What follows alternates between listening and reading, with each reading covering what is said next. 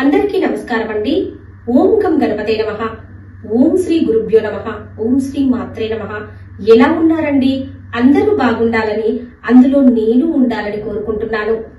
సీతమ్మ తల్లికి ఓదార్పుని ఇచ్చి శోకాన్ని పోడగొట్టినవాడు, రామయ్యకు ఓదార్పుని ఇచ్చి దుఃఖాన్ని దూరం చేసినవాడు, రామలక్ష్మణులు నీకు మిత్రులే కాని వాలి పంపిన వారు కాదని సుగ్రీవునికి శాంతిని చేకూర్చినవాడు, నీ అహంకారమే నీకు మృత్యువుని తెచ్చిపెడుతుందని నిర్భయంగా రావణునికి చెప్పినవాడు ఆంజనేయ స్వామి. ఆంజనేయ స్వామిని ప్రపంచ వ్యాప్తంగా పూజిస్తారు. హిందూ సాంప్రదాయంలో పూజించే దేవతలలో ఆంజనేయ స్వామి కూడా అగ్రగణ్యుడు. ఆంజనేయ స్వామిని తమలపాకులతోనే ఎందుకు పూజిస్తారు? తమలపాకుల మాల వేయడం వల్ల కలిగే ఫలితాలేమిటి? ఈ నెల మే 22 రోజున హనుమాన్ జయంతి. ఆ రోజున హనుమయ్యకు తమలపాకు మాల వేయడం వల్ల ఏం జరుగుతుంది, మన జీవితంలో ఎలాంటి మార్పులు కలుగుతాయి అనేది ఈ వీడియోలో తెలుసుకుందాం ఫ్రెండ్స్. వీడియోలోకి వెళ్లే ముందు ఒక చిన్న రిక్వెస్ట్ అండి. కొత్తగా ఎవరైనా ఛానల్ చూస్తున్నట్టయితే మీకు కనుక ఈ వీడియోలు నచ్చితే ఒక లైక్ వేయండి, షేర్ చేయండి, ఛానల్ ని తప్పకుండా సబ్స్క్రైబ్ చేసుకోండి. అలాగే మరవకుండా బెల్ బటన్ నొక్కి పెట్టండి ఫ్రెండ్స్. వీడియో చూసాక జై హనుమాన్ అని కామెంట్ పెట్టడం మర్చిపోకండి ఫ్రెండ్స్. హనుమయ్య ఎక్కువగా తమలపాకు తోటలలోనూ అరటి తోటలలోనూ విహరిస్తూ ఉంటారట. తమలపాకులు శాంతిని చేకూరుస్తాయి. ఆంజనేయ స్వామిని తమలపాకుల మాలతో పూజిస్తే మనకు శాంతి, సుఖ సంపదలు చేకూరుతాయండి.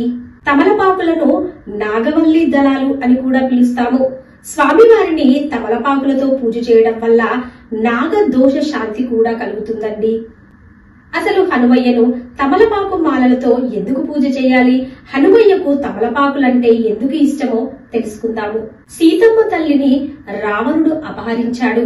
దానితో రాముడు సీతా వియోగంతో సీతమ్మను అన్వేషించడం ప్రారంభించాడు. రామయ్యకు ఆంజనేయుడు సీతమ్మ వారి అన్వేషణలో సహాయపడుతూ సీతమ్మ వద్దకి చేరి సీతమ్మ తల్లికి రామయ్య యొక్క క్షేమ సమాచారాలు తెలిపి రామయ్యకు గుర్తుగా సీతమ్మకు రాముడి యొక్క ఉంగరం ఇచ్చి ఇక సీతమ్మ వద్ద సెలవు తీసుకొని నేను సీతమ్మ తల్లిని చూశాను అని ఎంతో సంతోషంతో లంక నుండి రాముడి వద్దకి ఆంజనేయ స్వామి బయలుదేరుతాడు. ఆంజనేయ స్వామి బయలుదేరే ముందు సీతమ్మ హనుమయ్యని ఆశీర్వదించాలనుకుంటుంది. దానితో అశోకవనంలో అక్కడ ఉన్న పుష్పాలను చూస్తుంది. కానీ సీతమ్మకు ఆ పుష్పాలు అందవు. దానితో అక్కడున్న తమలపాకులను తీసుకొని హనుమయ్య తలపై పెట్టి ఆశీర్వదిస్తుంది. అందుకే హనుమయ్యకు తమలపాకులంటే ఎంతో ఎంతో ఇష్టం. అంతేకాక హనుమయ్య రామయ్య వద్దకు వెళ్లేటప్పుడు సీతమ్మను చూసిన సంతోషంతో గట్టిగా హూంకరిస్తాడు. ఆ శబ్దాలు వానరులకు వినిపిస్తాయి. అప్పుడు విషయం అర్థమవుతుంది. హనుమయ్య సీతమ్మ జాడ తెలుసుకున్నాడు అని హనుమయ్య కోసం వానరులంతా 1000 కళ్ళతో ఎదురు చూస్తూ ఉంటారు. హనుమయ్య రాగానే పట్టరాని ఆనందంతో సీతమ్మ జాడ తెలుసుకున్న హనుమయ్యకు అక్కడ ఉన్న తమలపాకుల తీగలతో హనుమయ్యను సత్కరిస్తారు. అది చూసిన హనుమంతుడు ఆనందంతో పరవశించిపోతాడు. అందుకే హనుమయ్యకు తమలపాకులతో పూజ చేస్తే ఆనందంతో పరవశించిపోయి దీవెనలు కురిపిస్తాడండి. హనుమయ్య జ్యోతి స్వరూపుడు. ఆయనను ఎవరు పూజించినా వారి జీవితంలో ఉన్న కష్టాలన్నీ ఒక్కొక్కటిగా మటుమాయమైపోతాయి. జీవితంలో కలిగే అవరోధాలు కూడా తొలగిపోతాయి.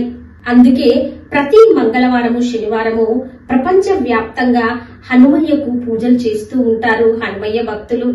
పూజలో భాగంగా హనుమయ్యకి ఇష్టమైన తమలపాకుల మాల వేసిన హనుమయ్య మన మనోభీష్టాలను నెరవేరుస్తాడనడంలో ఏమాత్రము సందేహం లేదండి.